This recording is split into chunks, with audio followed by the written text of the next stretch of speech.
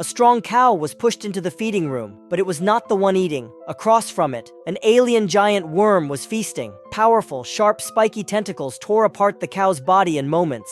Yet this terrifying alien bug was just a lowly creature on their planet. Stronger bugs were everywhere. Humans collectively called them the arachnids. The insect race came from a planet belt near the twin stars. They were also among the few intelligent species in the galaxy. Since humans gained interstellar travel, clashes were constant. The lowest rank bugs were called warrior bugs. They bred extremely fast, so they were the most numerous. Though low in intelligence, their strong defense and attack once haunted humanity. Because their IQ was low, they served as cannon fodder in the insect ranks.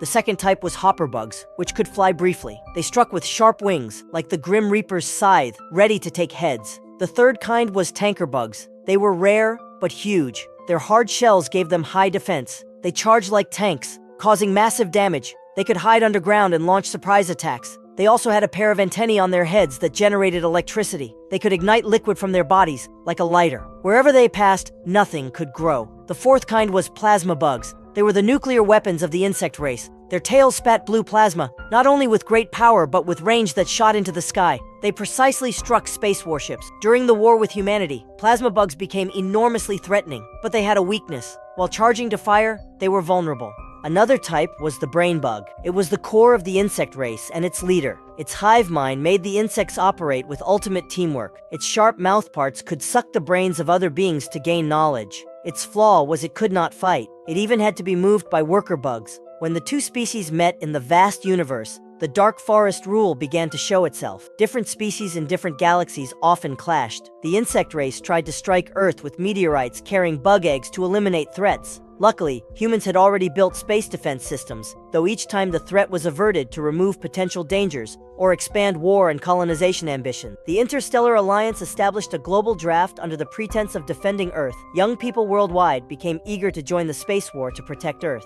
Even the rich heir Rico decided to enlist. Though his parents strongly opposed, he resolutely joined his good friends, Carl and Rico's girlfriend. Carmen shared the same idea. Carmen dreamed of becoming a Starship pilot. The three eagerly went to the recruitment center, but their talents differed. Carmen, with excellent grades, became a pilot in the Federation fleet. Carl, with powerful psychic abilities, joined military intelligence. Rico, with terribly poor grades, was sent directly to mobile infantry training. Thus the trio was forced to part ways. As a new recruit, Rico entered the barracks and underwent strict training. He met a hot-tempered instructor, Sergeant Zim. Some recruits challenged Sergeant Zim's authority. The result was obvious. He was crushed, and even had his arm broken. Then a new recruit arrived. She stared at Rico with unhidden affection. Her name was Dizzy. She had been his schoolmate and secretly admired him for a long time. To stay close to him, Dizzy, with excellent grades, transferred to the most dangerous mobile unit. But Sergeant Zim dismissed her as weak and unfit. To everyone's surprise, on the fourth day, Dizzy stripped off her shirt and challenged Sergeant Zim to a duel. Though she was ultimately defeated, her courageous spirit earned her Zim's respect. Determined to become an elite soldier, Rico worked harder than anyone in subsequent ruthless training. He eventually won the top position as squad leader, with outstanding results. Rico intended to share the good news with his girlfriend Carmen, but her cold response already foreshadowed their future. Sure enough, Carmen unilaterally announced their breakup. She said she wanted to focus on her career. In truth, she had fallen for her flight instructor, Xander. She moved on emotionally. Now she held the deputy captain post thanks to her stellar performance. Seeing Rico's dejected face, Dizzy did not know whether to feel glad or worried. However, bad luck struck again. During a live fire simulation training, Rico tried to help a teammate fix a broken helmet, but a stray bullet hit him, killing him instantly. The female soldier who fired the shot was immediately sent back to Earth. Although Rico meant well, he was still held responsible. He was stripped of his squad leader title and publicly punished with a flogging. One blow after another pushed Rico into deep self-doubt. He decided to give up his dream of defending Earth and return home to inherit his parents' business. His parents were relieved when they heard the news, but just as he prepared to head home, the communication signal suddenly went down. Rico didn't think much of it, assuming it was just a normal malfunction. He had no idea that at that very moment, a meteor from the arachnid system was flying straight toward Earth. Carmen spotted it and immediately activated the Starship's emergency maneuver, but the impact still destroyed their communication system. Because the comms were down, they couldn't alert the defense fleet in time. The meteor hit Earth, killing more than 1 million people. The city struck by the meteor happened to be the hometown of Rico and Dizzy. They were now homeless. With nothing left to lose, determined to take revenge on the arachnids, Rico reapplied to join the army. The Federation Marshal took the chance to declare war. A massive human fleet set out toward the arachnid star system. On this mission, Rico and Carmen met again. During their brief conversation, Rico noticed the chemistry between Carmen and Xander. He respected Carmen's choice to move on, planning to leave things peacefully. But Xander couldn't stop provoking him, mocking Rico for being just a grunt, a disposable soldier. The tension finally exploded into a fight. They were soon separated by onlookers, and neither side won. Before long, the fleet arrived above the arachnid planet. The soldiers were full of confidence, thinking those bugs were nothing but dumb creatures that human technology could easily wipe out. Thus, the great interstellar war between mankind and the arachnids began, but no one realized it would soon turn into a one-way trip to hell.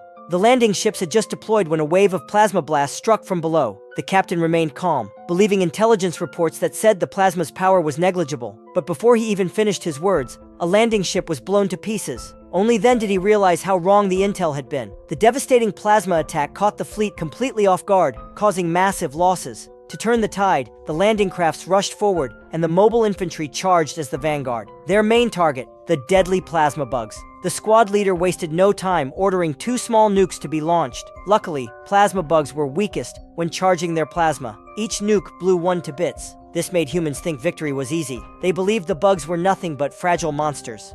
But when they encountered a warrior bug, their arrogance vanished. Its hard shell resisted bullets, and its attacks were brutally powerful. Dozens of soldiers surrounded and fired at it non-stop before finally killing it. Then they looked up. Hundreds of warrior bugs were charging toward them. The soldiers had nowhere to run. Their bullets were like raindrops against armor. One soldier lost his nerve and recklessly charged forward. Within seconds, he was torn apart. The battlefield turned into a living nightmare. No one could believe that the bugs once thought weak were so terrifying. The surviving soldiers now had only one thought: escape the planet. Only one dedicated reporter kept filming live. Even when a warrior bug caught him, his partner never dropped his camera, calmly recording the reporter's death until he was impaled himself.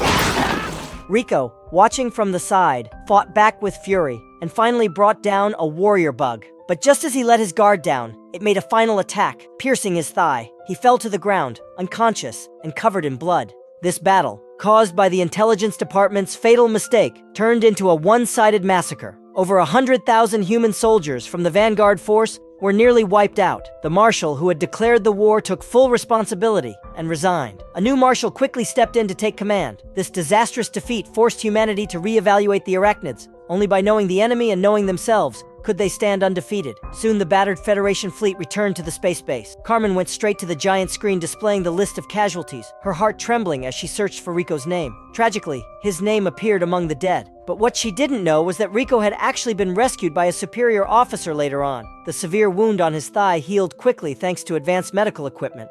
At that moment, Dizzy walked in, holding Rico's death notice, teasing him while secretly showing her affection. Rico looked into her sincere eyes, and his once cold heart began to stir again. Days later, Rico fully recovered and was assigned to an elite mobile infantry unit known as the Roughnecks. The Roughnecks were led by the same officer who had saved him, Lieutenant Jean Rassak. Following the new marshal's orders, Lieutenant Rassak adjusted their battle tactics. They first launched fighter jets to carpet bomb the surface, wiping out large swarms of warrior bugs. Once most of the enemies were destroyed, the ground troops landed to clean up the battlefield.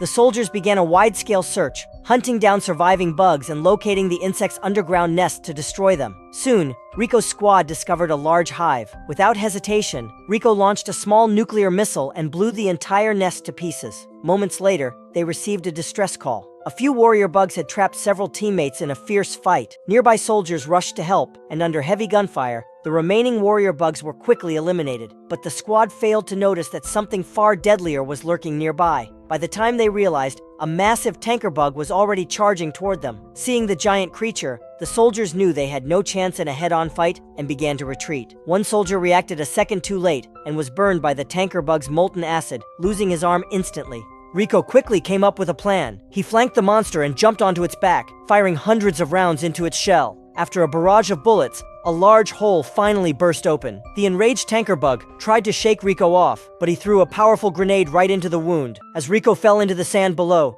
The explosion ripped through the creature's body, ending the tanker bug's life in a fiery blast. Rico's courage and quick thinking impressed Lieutenant Rasak deeply. He immediately promoted Rico to the next rank. It was a resounding victory. That night, they held a grand celebration. During the party, Dizzy could no longer hide her feelings. The two slipped into a tent together. Just as things were heating up, Lieutenant Rasak suddenly burst in. He informed them that another base had been attacked by arachnids. The squad had to move out immediately. None of them knew that this rescue mission would turn into a deadly nightmare. The road to the base was eerily quiet. But when they finally arrived, the sight before them was horrifying. The base had been completely overrun by the arachnids. Bodies lay everywhere, and blood stained the ground. One senior officer had even been found with his skull opened, his brain completely sucked out, as if something had drained it clean. As the soldiers stood in shock, a noise came from a nearby cabinet. It was a general who had barely survived the massacre. He was trembling in fear, but calmed down once he realized they were the rescue team. He revealed a chilling piece of intelligence. There existed a terrifying brain bug among the arachnids, a creature capable of sucking human brains to extract knowledge, even controlling the victims' minds afterward. The distress signal they had received was likely a trap set by the bugs. The squad immediately understood the danger. The arachnids were not mindless beasts, but highly intelligent predators. They had to retreat right away, but it was too late. Countless warrior bugs had already surrounded the base, blocking every escape route. There were so many of them that the soldiers couldn't even count their number. Lieutenant Raschak immediately ordered full firepower, but the warrior bugs were incredibly tough, and with their overwhelming numbers, machine guns barely made a difference. The troops were already struggling to hold the line, and the flying hopper bugs made things even worse. Luckily, those assassin-like creatures had weak defenses. Rico seized the moment and shot one down, but its falling body crushed the unlucky general hiding below. Realizing the base was about to fall, everyone knew they could no longer hold their ground. They retreated deeper into the base to wait for rescue. Fortunately, Rico had already contacted headquarters, and the rescue dropship was on its way. But the situation was critical. The base was seconds from collapse, and ammunition was almost gone. Warrior bugs were already breaking through the gates. At the last moment, the rescue ship finally arrived. As they prepared to board, the ground suddenly rumbled and gave way beneath them. Dozens of soldiers fell into the pit, including Lieutenant Rasak. Rico and Dizzy rushed to help, but no matter how hard they tried, they could only pull up the upper half of Rasak's body. Knowing he was doomed, Rasak told Rico to end his life before the bugs captured him. Rico, heartbroken, granted his mentor a merciful end. Then the real threat appeared. A tanker bug burst out from the ground. Dizzy quickly hurled a grenade straight into its gaping mouth. The dumb beast exploded into fiery chunks. Dizzy cheered in excitement, but danger struck in the blink of an eye. A warrior bug's venomous tail suddenly pierced her body. Rico and his team fired back with everything they had, managing to drive the creatures away and rescue the dying Dizzy. Outside the base, another tanker bug smashed through the walls. Two slower soldiers were melted into ash instantly, but the rest managed to board the rescue ship and escape that hellish place. Unfortunately, Dizzy's wounds were too severe. Just after finding love, she couldn't hold on, leaving Rico devastated and furious. Rico stormed into the cockpit and demanded the fleet launch nukes to destroy the planet. To his surprise, the rescue ship was piloted by Carmen and Xander. Carmen was shocked to see Rico still alive. Xander relayed Rico's request to command, but it was denied. The Marshal had a different plan. Later, the troops held a solemn funeral for Dizzy. As the ceremony ended, a familiar face appeared. Rico's old friend Carl. Using his powerful psychic abilities, Carl had risen to the rank of colonel, now fully in charge of the next mission.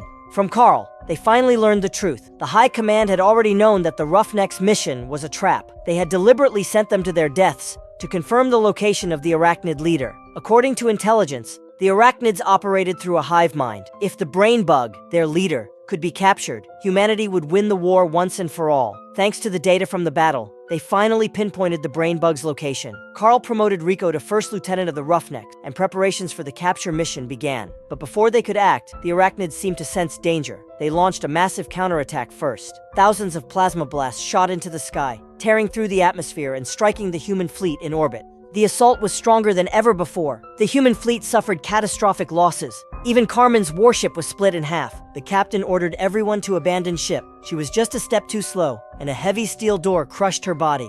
In the end, only Carmen and Xander managed to escape in a small pod, but their pod was badly damaged and crashed straight into a mountain cave. They sent a distress signal to ground forces. Not realizing they had landed right inside the arachnid's nest, the two raised their weapons, ready to fight to the death. Within minutes, a warrior bug pierced Carmen's shoulder, and Xander was badly injured. But strangely, the bugs didn't kill them. As they looked around in confusion, a massive, grotesque creature was carried forward by worker bugs. They instantly realized this was the brain bug. Knowing death was near, Xander stood tall, defiant, and told the brain bug that humanity would still win the war. Then, the brain bug extended its long, slimy proboscis, pierced Xander's skull, and drained his brain dry. Carmen watched the horrific scene in despair. She had completely given up struggling, quietly waited for death to come. At that critical moment, Rico arrived just in time after receiving the distress call. He held a nuclear bomb in his hand and demanded that the brain bug release Carmen. The brain bug understood how deadly the weapon was, so it didn't dare to act recklessly. It slowly retreated with its escorts, leaving the area to ensure its own safety. Only after the brain bug was gone did the swarm of warrior bugs launch a wild attack. Facing the fearless, death-defying creatures, the squad was quickly overwhelmed. Sergeant Watkins was injured in the chaos.